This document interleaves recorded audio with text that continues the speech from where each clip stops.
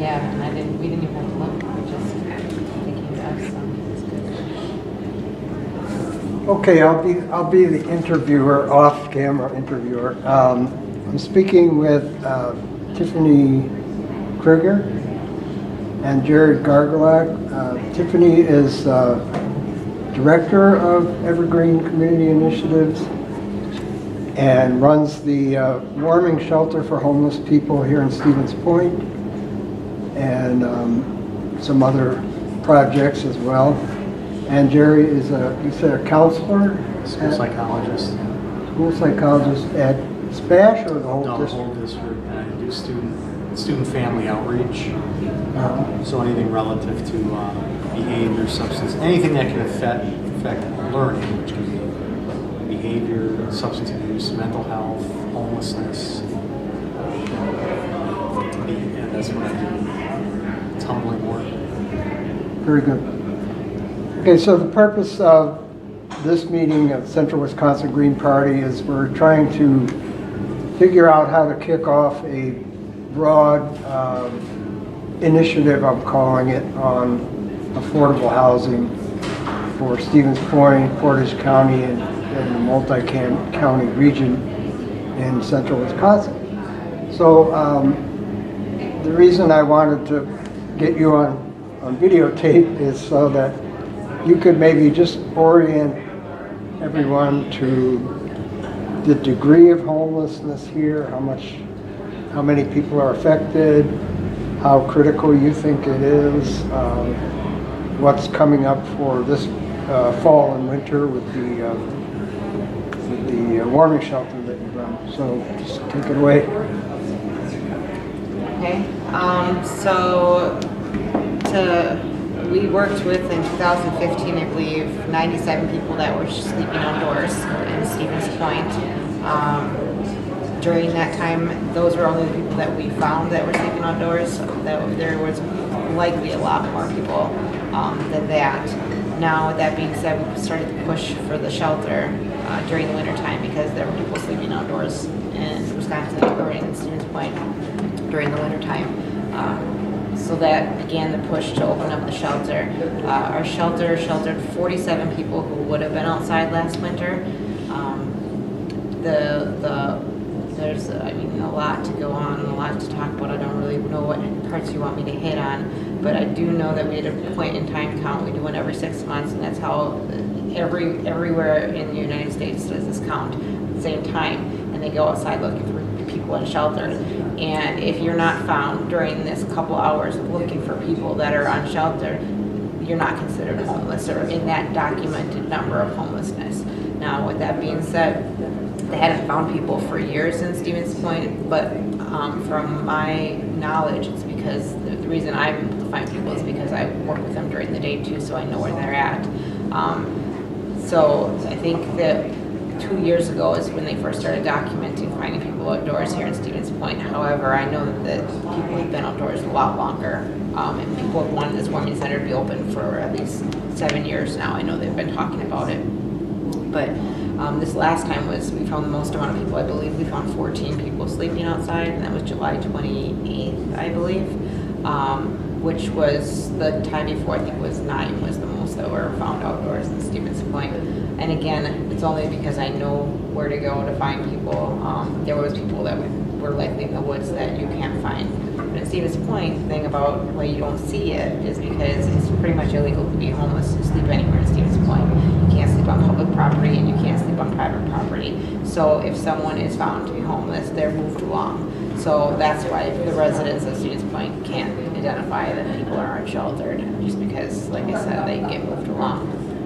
So the 95 that you mentioned, is that a count or is that your estimate? The 97 in 2015 year, I believe it was the 2015 year that I worked with were people that I personally gave blankets or sleeping bags to that were sleeping outside that we were working with. That was not necessarily people that were living in their cars. That was not people living in their garages. These are people who were physically sleeping outside. And that was a count between me and CAP Services for the Rapid Rehousing Program. We were the ones who had up that count together. Yeah. But I know there's more. because I typically only work or outreach on the west side of Stevens Point. I don't go into Clover. I don't go over by the Walmart area. So that number was for surely a lot higher. And then the number that were served last year at the Episcopal Church, you said, how many was that? That was 47, I believe, that we served in 5 months. Now, that averaged a 7.7 people per night, and we have a 12-person capacity. We did go over capacity, and as well as the Salvation Army is running at an extremely high capacity. They've been running, I believe, in the 50s to 60s, and that's well over what capacity is.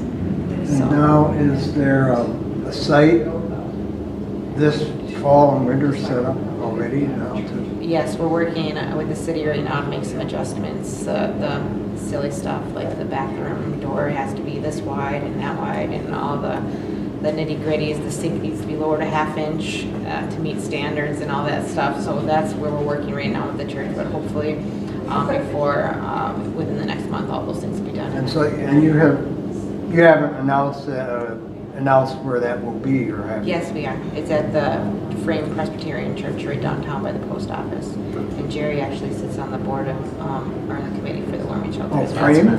For our shelter, yeah. The one right over I try to help, Yeah. over here, yeah. It's just, it's wonderful because it's just moving down the street. Yeah, it's literally a block down. Right.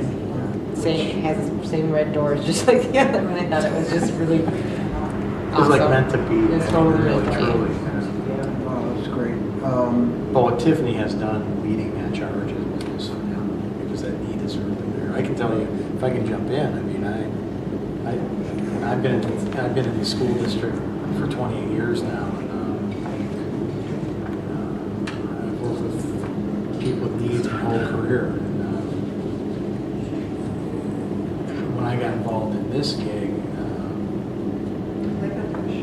it's amazing how the numbers are going up. I mean, when I took it over, I think they had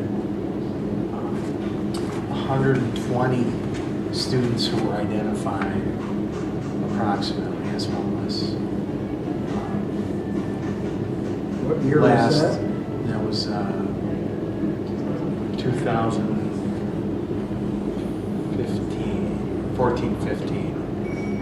And last year, I serviced 220. Yeah, and again, I want to stress, and Tiffany nailed it, those are the ones we know about. I mean, there are students out there and families out there that don't come forward, don't want to come forward, or we just don't know. They don't know who to contact. So it's building up, but and that 220 wasn't about 180 to 185 were just in the Stevens Point schools, because once a student, some of those students may reside here, but they go school to school elsewhere. But because they lay their head on a pillow here in our community, they're our responsibility, and the responsibility of the school district that they attend. So you've got to negotiate that. So if I have a student who moved here because they had nowhere else to go, but they live in Waiawega or Wapaka, then I've got to contact them, and we've got to negotiate transportation to make sure that those students are not missing school. There's a federal law called the McKinney-Vento Act that basically says we don't want students to miss education because of their transitional situation. And we have to look at fixed, adequate, regular housing. So, but it's just going up and up. And I can tell you right now, this is only the second week of school, and I'm getting inundated with not just, well, with that, yeah, homeless referrals. I'm just getting inundated. I think today alone, I got 5. Wow. Can you imagine trying to negotiate, going through high school? So what and it's like, and Tiffany has the same philosophy. It's been a treat getting from her, because people, the stuff we deal with is not just 8 to 4. So they have to have someone that they can access So I mean, I've always got my, and I know Tiffany's accessible all the time. I've got the phone I have in my office, I don't even pick up. Everything goes to my mobile phone, so that if people need to get a hold of me, we can respond. Because I want to make sure that we create that stability for that student, because that's the ultimate thing, is to make sure that we're doing our part for the education of those students, which ultimately will help the family as well. But we really want stability for those students. Yeah, I found it easy to get hold of you. It's not too bad. Yeah.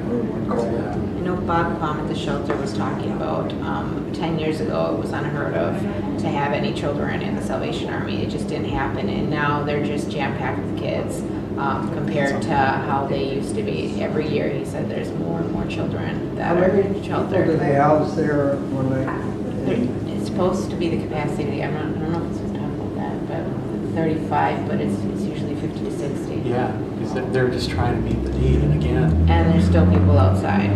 I've been calling, they're maxed. They're maxed now. They're always maxed. Always maxed. What's the demographic of each family? Is there any specific, I don't know, what explains the increase? It really varies. So, for example, a case, and you might have read in the paper, a family has a fire. Okay, so, Well, the fires, Okay. fires would happen since. and that happens. And that happens, so they are considered under that act. People lose their job. Right. Some so people, I there's guess connections. What I'm driving at is local people, or are they people transients coming in from Everyone that used our facility was local. local?